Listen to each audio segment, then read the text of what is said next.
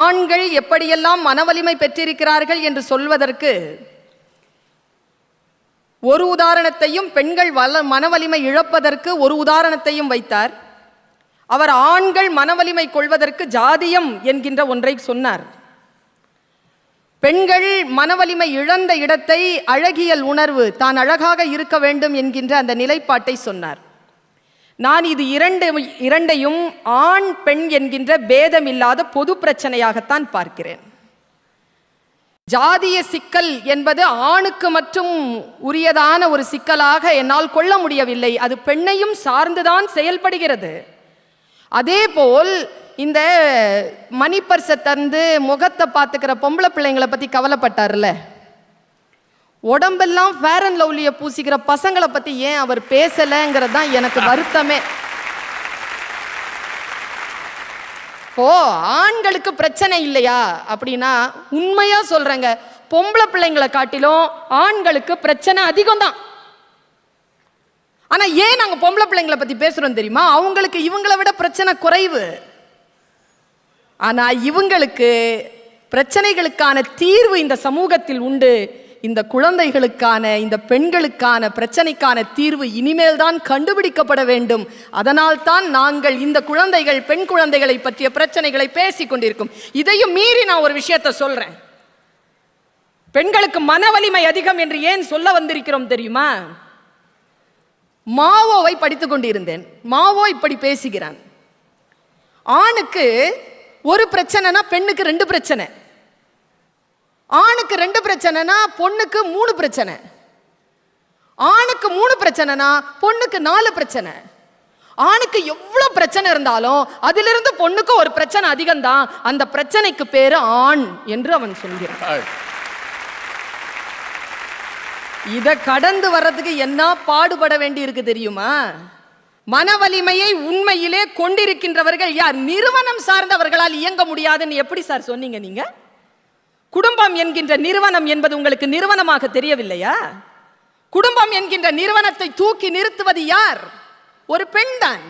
பெண் இல்லை என்றால் குடும்பம் என்கின்ற நிறுவனம் செல்லா காசு ஆகிவிடும் என்பதற்காகத்தானே பெண்ணை முதன்மையில் வைக்கிறார்கள். ஒரு நிறுவனத்திற்கான முதன்மை பொருளாக நிலம் இருக்கிறது என்றால் அந்த நிலத்தை சார்ந்தவளாக பெண் தான் இருக்கிறாள். பெண் தான் முதன்மையானவளாக இருக்கிறாள். வலிமை அப்படிங்கிறது பெண்ணில் நிறைய விஷயங்கள்ல சொல்லலாம். வள்ளுவனை விட வேறு யார் சொல்ல முடியும்? வள்ளுவன் சொல்லிட்டாயா தீர்ப்பு.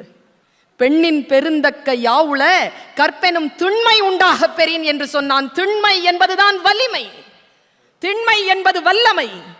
பெண்ணுக்கு வலிமை உண்டு, பெண்ணுக்கு வல்லமை உண்டு. வல்லமையும் மன வலிமையும் பெற்ற பெண்ணுக்கு நிகராக இந்த பூலோகத்தில் எதையும் சொல்லிவிட முடியாது என்று பேசுகிறான். பெண்ணின் பெருந்தக்க யாவுளை என்று அவன் தலை நிமிர்ந்து நிற்கின்ற பொழுது பெண் எனக்கு மகா சொரூபியாக விஸ்வரூபம் எடுக்கின்ற ஆதி பராசக்தியாக தெரிகிறாள். ஆனா நீங்க ஒரு வலிமை கொண்ட மரம் அப்படின்னு சொல்லலாம். ஆண் என்பவன் வலிமை கொண்ட மரம். பெண் எப்படி தெரியுமா? அவன் மென்மையான புல்லுங்க. ஆண் மரம், பெண் புல். உண்மைதான். ஆனால் எது தெரியுமா வலிமை? மரமாக இருப்பதல்ல வலிமை, புல்லாக வாழ்வதுதான் வலிமை. ஏன் தெரியுமா? ஆற்றங்கரை ஓரத்திலே அசைந்து நிற்கும் நாணலது காற்றடித்தால் சாய்வதில்லை, கனிந்த மனம் வீழ்வதில்லை. புயலுக்கு மரம் சாயும், புயலுக்கு புல் சாயாது. சாயாமல் இருக்க கூடிய வல்லமை இருக்கிறது. அந்த வல்லமை என்பது பெண்ணிற்கு மட்டும்தான் சாத்தியம். ஐயா சொன்னீங்களே, காந்தியடிகள் அரை நிர்வாணியாக பக்கிரியாக வெளியில் வந்தார் என்று. அதுக்கு வேர் தந்தது எந்த நிகழ்வு தெரியுமா? நான் யோசித்து பார்க்கிறேன். அவர் இளமையில் இருக்கின்ற பொழுது, சவுத் ஆப்பிரிக்காவில் அவர் இருக்கின்ற பொழுது, அவரோடு மண்ணோடு மண்ணாக வெறும் தரையிலே மிகப்பெரிய புரட்சிகரமான குரல் எழுப்பி கூட நடந்தாள் ஒரு சிறுமி. அவள் பெயர் தில்லையாடி வள்ளியம்மை. நான் ஒன்னு சொல்றேங்க உங்க எல்லாருக்குமே, ஆணுக்கு ஒரு பிரச்சனை, புறம் சார்ந்த ஆணுக்கு ஒரு பிரச்சனை வருது, பெண்ணுக்கு ஒரு பிரச்சனை இருக்குன்னா ரெண்டுத்திலையுமே அதிகமா பாதிப்படைகிறது யார் தெரியுமா? பெண் தாங்க. ஏன்னா ஆணுக்கு உடம்புல உயிர் மட்டும் தாங்க போகும், ஆனா பெண்ணுக்கு மானமும் சேர்ந்து போகும்.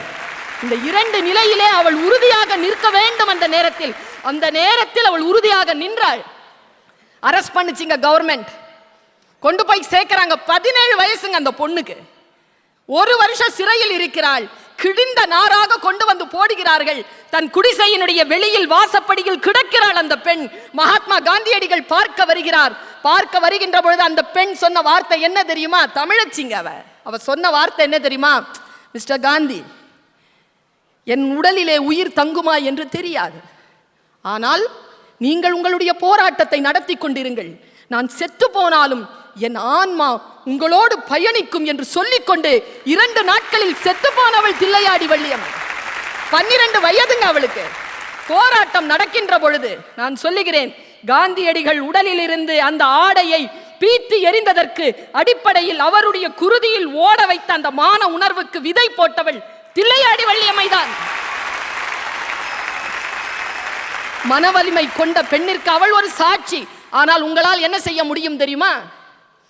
அந்த தில்லையாடி வள்ளியம்மையை என்ன செய்ய முடியும் தெரியுமா? ஆண்களால், தில்லையாடி வள்ளியம்மா தில்லிருந்தா வாடியம்மா, திருட்டுத்தனம் பண்ணலாமா, தில்லாலங்கடி ஆடலாமா என்று கவிதை தான் எழுத முடியுமே தவிர பெண்களுக்கான ஆதரவான ஒரு விஷயத்திற்காக உங்களிடம் நாங்கள் எதையுமே எதிர்பார்க்கவே முடியாது. தாயாக இருப்பது எவ்வளவு பெரிய வல்லமை தெரியுமா? தந்தையாக இருப்பதில் வல்லமை தேவை கிடையாது, தாயாக இருப்பதில் வல்லமை தேவைப்படுகிறது. வல்லமை என்பது பொறுமை, வல்லமை என்பது கருணை. ஒரு குழந்தையை பெற்றெடுத்தாலே அவ சாமிங்க. எல்லா தெய்வங்களும் அந்த கருவறையில் தான் இருக்கும். அந்த கருவறையே இந்த தெய்வத்திற்குள் தான் இருக்கும். தாய் ரொம்ப உயர்ந்தவள், தாய் ரொம்ப உயர்ந்தவள். ஒரு குழந்தைய பெற்றெடுத்தாலே அவ சாமி. அவ ஒரு குழந்தையும் பெற்றெடுக்கல. ஒரு குழந்தையை பெற்றெடுத்தால் தாயாகத்தான் இருந்திருப்பாள். அவள் கருணை உற்றாளுங்க. அவ கருவுறல, கருணை உற்றாள். அதனால் தான் அன்னை தெரேசாவாக இன்றைக்கும் நம் அத்துணை பேருக்கும் தாயாக நிற்கிறாள். அவள் கருவுறவும் செய்வாள், அவளால் கருணை உறவும் முடியும். பொறுமையில் சிறந்த பூமியும் உண்டு, பூமியை விஞ்சும் தாய்மனம் உண்டு. கோவிலில் ஒன்று, குடும்பத்தில் ஒன்று, கருணையும் தாய்மையும் கடவுளும் ஒன்று. எங்களுக்கான வலியை நான் சொல்லுகிறேன். எப்படி எப்பவுமே ஃப்ரெஷ்ஷாக இருக்கிற மடிசாயும் கணவன், ஸ்மார்ட், நல்லது. பிஸ்னஸ் வாங்கிட்டீங்களே, பாராட்டும் மேனேஜர். மவராசி, உன் மூஞ்சிக்காகத்தான் வேலைக்கே வரேன், சிலாகிக்கும் வேலைக்காரி. இத்தனை சமர்த்தும் அடிபட்டு போகிறது. வேலையிலிருந்து வீடு திரும்புகின்ற பொழுது என்னிடம் வர மறுக்கும், ஆயாவிடம் இருந்து வர மறுக்கும் என் பிள்ளையிடம். இந்த வலியை நீங்க எங்கன்னு போய் சொல்றது? எல்லாவற்றையும் இழக்கிறோமே, அன்பை, ஆதரவை, பாதுகாப்பை எல்லாவற்றையும் தானே இழக்கிறோம். இழந்தும் கூட இந்த குடும்பத்திற்காக நான் யாரை கைப்பிடித்திருக்கிறேனோ அந்த மனிதனுக்காக எல்லா விஷயங்களையும் கொடுத்தும் கூட நன்றி இல்லாமல் இருக்கக்கூடிய, மறுதலிப்பே வாழ்க்கையாக இருக்கக்கூடிய அந்த நிலையிலும் கூட புல் போல சாயாமல் மறுபடியும் காற்று தீர்ந்தவுடன் நிமிர்ந்து நிற்க தெரிகின்ற அந்த புல்தான் சாய்ந்து கிடக்கக்கூடிய இந்த மரத்தை விட மிக மிக வலிமையானது. அந்த மன வலிமை கொண்டவர்கள் பெண்கள்தான் என்று தீர்ப்பு கொடுத்தால் உங்களுக்கும் நலம், நாட்டிற்கும் நலம்,